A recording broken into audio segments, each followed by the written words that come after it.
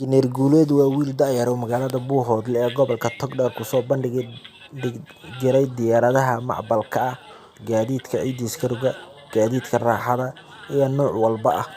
Injineer Guuleed, markii laga daawaday baraha bulshada in muddo ah, waxaa casuumaad u fidiyay inay la kulmaan kabtanka diyaaradaha ee Turkiga ee haga.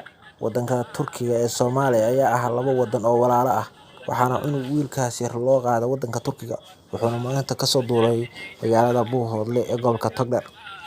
Turkiga ayaana sheegay in wiilkan yar gacanta ku qaban doono wixii u dhimanna uu dhammaystiri doono. Waa maalin farxad ku leh Soomaaliya haddii wiilkaas yar uu hamigiisa ka soo dhameeyay una soo laabay. Waxaan rajeynayaa inuu qalab dhinaca militariga xoogga saari doono, maadaama ay Soomaaliya ay leedahay militari awood leh balse ka dhiman tahay dhinaca gaadiidka hubka. Haddii ay heli lahayd injineer yoolo noocaas ah wax soo saara, waxay Soomaaliya ka mid noqon kartaa wadamada ugu sarreeya ee caalamka dunida ee ku tartama ciidamada. Shabakada Rungood Media mar walba waxay dhiirigelin doontaa qof walba oo dhalinyaro ah, waxayna doonaysaa inay warbixino ka diyaariso arrimaha noocan ah.